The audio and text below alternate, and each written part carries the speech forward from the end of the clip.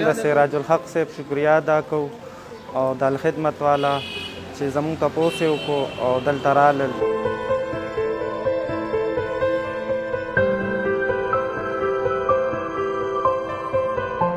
موږ ته هېڅ څه نه میلاویږي، زموږ د کمرو کرایانې، بیلونه، خرچې، دا جامې پیزار هېڅ هم نشته.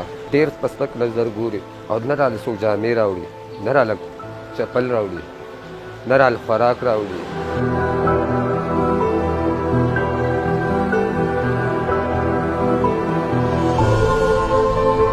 جماعت اسلامي مونږ شکریه ادا کړو چې د لنډ تنګ وخت کې مونږ راغلو، زموږ دغه راوړو راشن یې راته راکړو، مونږ سره یې هیلپ وکړو.